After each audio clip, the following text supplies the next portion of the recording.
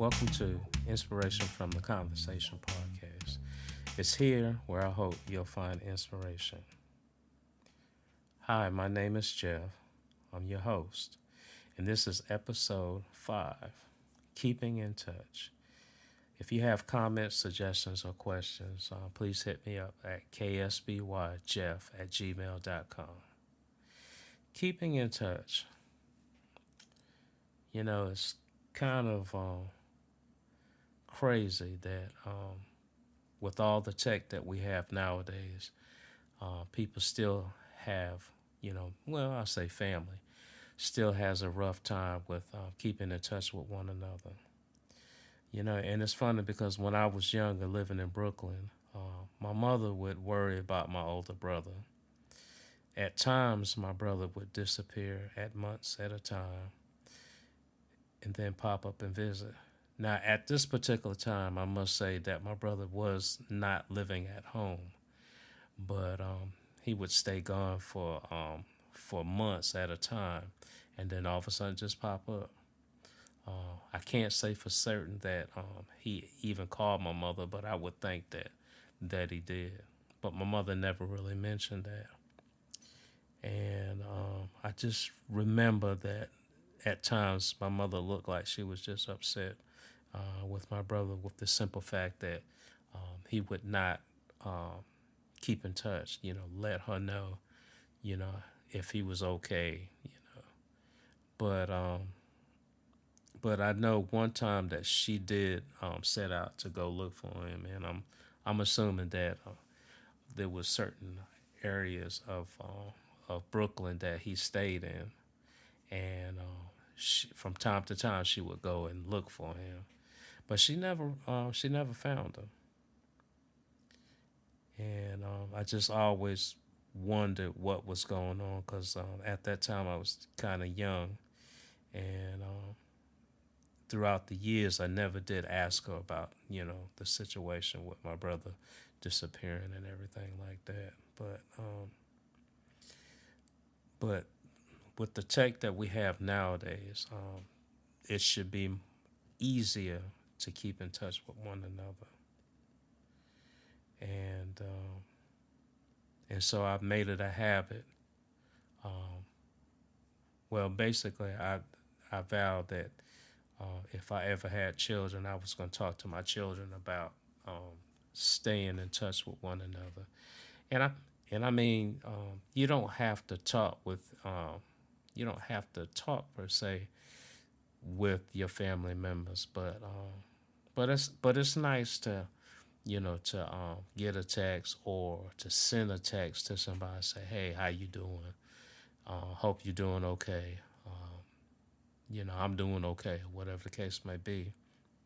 My oldest son, he kind of started like a little family text, um, and every morning he'll send a text say, "Hey, good morning. Thank God it's Friday or whatever day it is."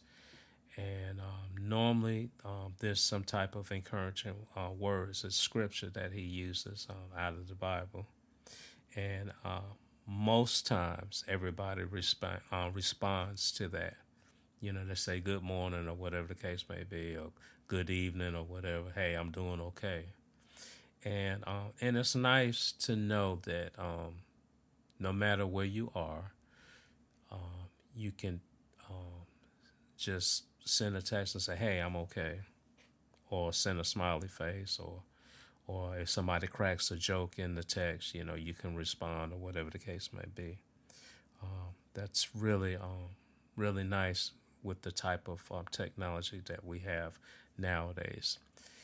Years ago, you either had a phone or you had to write letters, or you would actually go and see the person. You would visit and see the person, but most times, you would call and make sure they were going to be home. But there's so much, there's so many ways, I guess I should say, to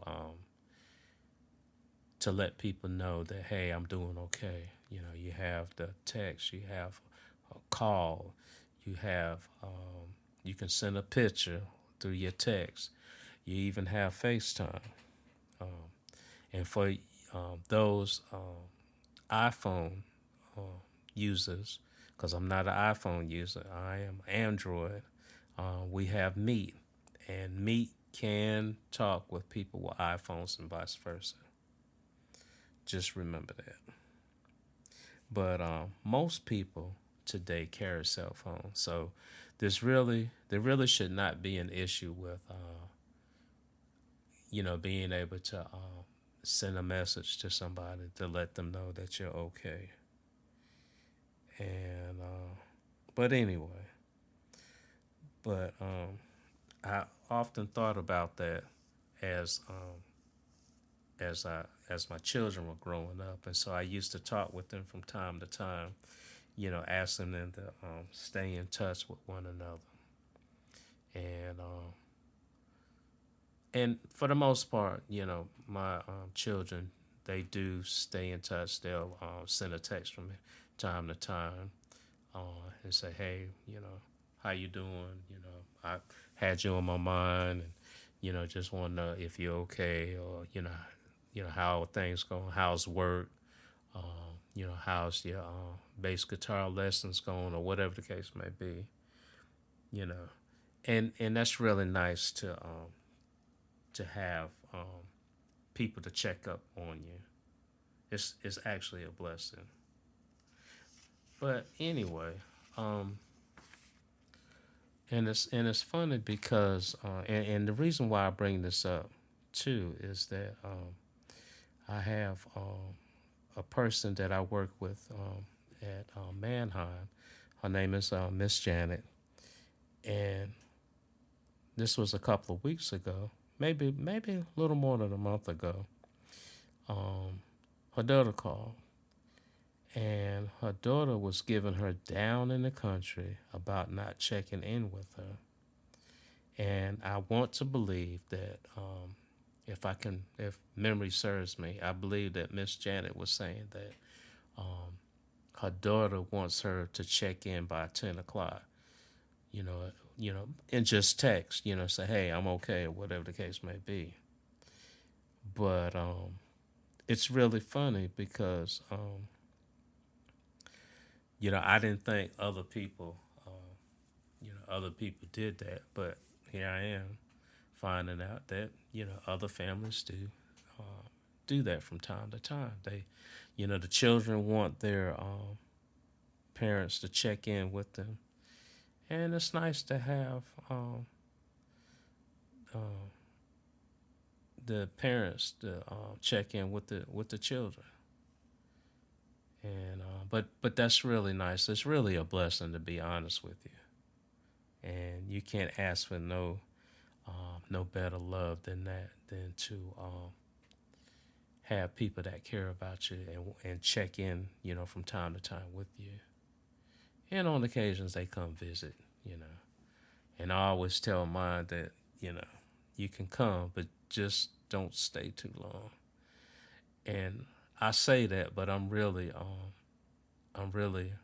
just pulling a leg. You can stay as long as you want to. Okay, maybe not as long as you want to, but you can stay for a while, but just don't stay too long.